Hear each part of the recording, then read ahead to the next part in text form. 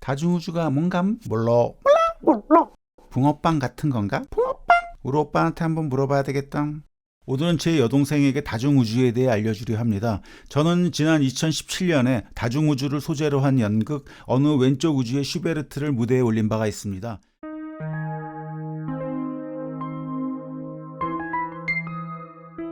우주가 하나가 아니라는 거 알아? 아, 맞아. 우주는 하나가 아니야. 다른 우주에 존재하는 작곡가 슈베르트의 이야기입니다.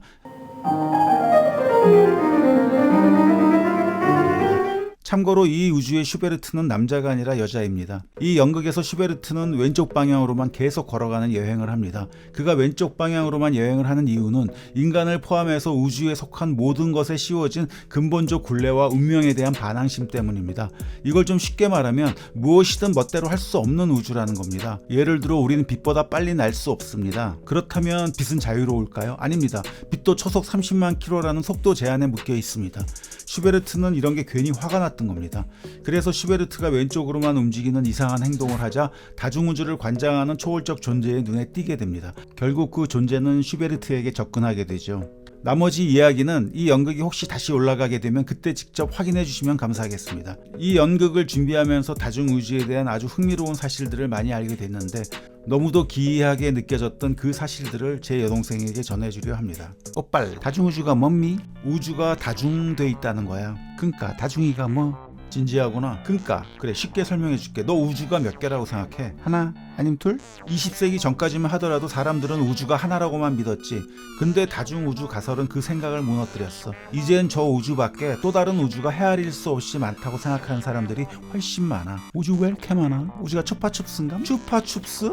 우주가 얼마나 큰데 직경이 900억 광년이 넘고 이 안에 수조 개의 은하가 있어. 그러니까 그 큰 게 왜 또 많아? 진지하구나. 오케이, 설명 들어갈게. 동생아, 너 매주 로또 복권 산다며? 근데 아직 5만원 이상 맞은 적 없지. 그건 당연한 거야. 왜냐? 로또 1등은 지나가다가 번개 맞을 확률보다도 낮으니까. 그런데 다중우주 가설에 따르면 네가 1등 당첨이 돼 나한테 새 차를 뽑아주는 우주가 존재한다는 거야. 뿐만 아니라 매 회차 네가 당첨이 되고 그때마다 나한테 새 차를 뽑아주는 우주도 있어. 그 새 차들 때문에 나는 운동장만한 차고를 마련하게 될 거야. 암튼 그런 우주가 있다는 게 신기하지. 계속해. 그럼 이 황당해 보이는 가설이 어떻게 등장하게 됐는지 알려줄게. 동생아, 이 우주가 한 점에서 시작됐다는 얘기 들어본 적 있지? 빅뱅 말이야. 무려 138억 년 전 한 점에 불과했던 우주가 대폭발을 해서 갑자기 커진 거야. 이건 과학적으로 입증된 사실이야. 그런데 20세기 후반에 들어와 그 빅뱅이 단 한 번뿐인 사건이 아니라는 주장이 제기됐어. 우리가 아는 빅뱅 이전에 이미 수많은 빅뱅들이 있었고 또 앞으로도 빅뱅이 계속 일어난다는 거야. 그 주장의 배경은 이거야. 여기 무한대로 펼쳐진 고차원의 초공간이 있어. 우리가 상상할 수 있는 가장 큰 공간이라고 생각하면 돼. 이 초공간 안을 들여다보면 엄청난 고의 에너지로 가득 차 있고 계속 팽창 중이야. 근데 여기서 어떤 일들이 계속 벌어지는 거야. 그게 뭐냐면 이 안에 고의 에너지가 거품 같은 작은 우주들을 만드는 거야. 그렇게 탄생한 아기 우주는 급팽창을 시작하면서 갖고 있던 고에너지를 입자로 분출시키는데 이게 바로 빅뱅이라는 거야. 결국 이게 무슨 말이냐면 우리 우주를 만든 빅뱅이 초공간에서 일어난 국소적인 사건에 불과하다는 뜻이야. 결국 비유적으로 표현하면 우리 우주는 초공간 속의 작은 거품일 뿐이라는 거지. 그렇다면 수없이 생겨나는 다른 거품 우주들은 무엇일까? 그것이 바로 다중우주야. 방금 말한 이야기는 1980년대 이론 물리학자 앨런 구스가 발표한 인플레이션 이론을 비롯한 여러 가설을 토대로 한 거야. 그런데 안타깝게도 우리는 다른 거품 우주로 갈 수가 없어. 우리 우주도 그렇고 다른 우주도 계속 팽창하고 있기 때문에 접촉할 수가 없는 거야. 만약 접촉하게 되더라도 다른 우주는 우리가 생존할 수 없는 환경일 확률이 높아. 심지어 그곳은 우리와 물리 법칙이 다를 수도 있어. 동생아, 연극 어느 왼쪽 우주의 슈베르트 내용 알지? 이 연극 속에 다중우주를 관장하는 신과 같은 존재가 등장하잖아. 그는 모든 우주에서 일어난 일들을 훤히 알고 있어. 그는 게임과 애니메이션으로 유명한 슈타인즈 게이트에 등장하는 관찰자와 비슷한 존재야. 왜 그런 초자연적인 존재를 내가 상상했을까? 그건 다른 우주로 건너갈 수 있는 방법을 아직 과학자들이 못 찾아냈기 때문이야. 또 다른 흥미로운 얘기를 해볼게. 물리학자들은 아까 말한 초공간 속에서 에너지 밀도가 조금만 달라졌어도 우리 우주가 생기지 않았을 거라고 말해. 게다가 이렇게 희박한 확률로 생겨난 이 우주에서 우리 같은 지적 생명체가 생겨날 확률 역시 희박하다고 해. 결국 인류가 생겨난 것은 이런 두 번의 말도 안 되는 기적이 일어났기 때문이라는 거야. 그래서 우리 우주가 인류가 생겨나도록 이미 세팅돼 있었다는 이른바 인류 원리라는 가설이 등장하기도 했어. 그런데 다중우주 이론은 좀 황당하게 느껴지는 인류 원리 가설을 동원하지 않더라도 우리가 존재하는 이유를 알려주고 있어. 왜냐하면 무한대의 우주들이 존재할 수 있다면 아주 드물지만 인류가 생겨난 우리 우주도 생겨날 수 있기 때문이지. 그런데 아쉽게도 다중우주 가설은 아직 입증되지 않았어. 과학자들이 열심히 그 단서를 찾고 있으니까 조금 기다려보자고.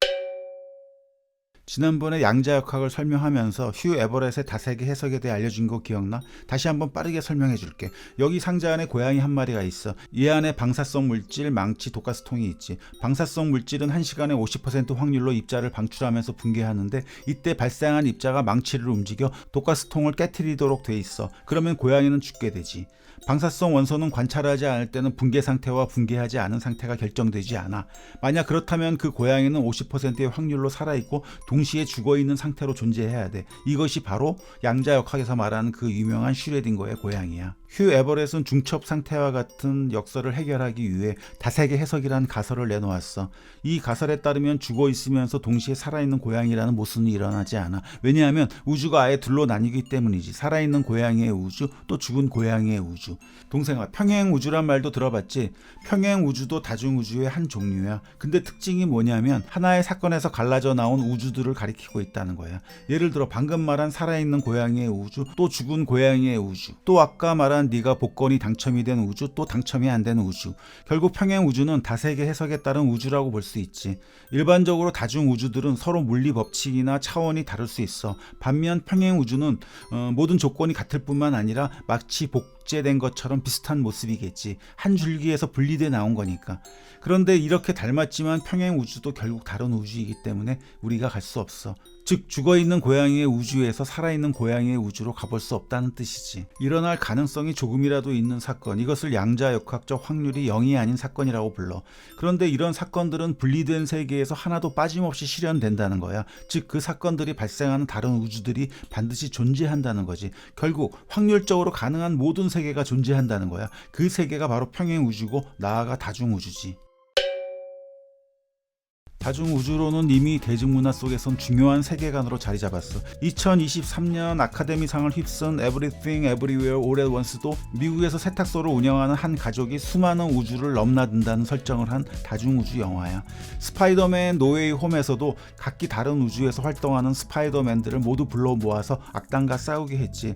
암튼 다중우주란 소재는 요즘 SF 작품들을 변화무쌍하게 만들고 있어. 그런데 다중우주 도입으로 생겨난 문제점도 있어. 다중우주가 모든 문제를 한꺼번에 해결해버리는 이른바 데우스 엑스 마키나가 돼가고 있다는 거야. 예를 들어 영화 이터널스에서 장렬히 산화한 이 길가메시도 다음 편에선 얼마든지 살려낼 수 있지. 그가 어느 우주에선 멀쩡히 살아있기 때문이야. 결국 다중우주를 동원하면 어떤 캐릭터든 사라지지 않게 만들 수 있어. 다중우주는 시간여행으로 발생하는 골치 아픈 역설의 해결사 노릇도 하고 있어. 예를 들어 누군가 과거로 가서 자신의 할아버지를 죽여도 그 할아버지가 다른 우주의 할아버지였다고 해버리면 그가 미래에 사라지는 역설이 안 생기는 거야. 앞으로 다중우주가 대표적 클리셰가 될지 몰라. 또 다른 예도 한번 들어볼까? 스탑.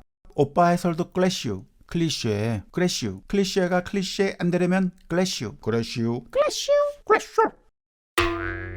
오빠는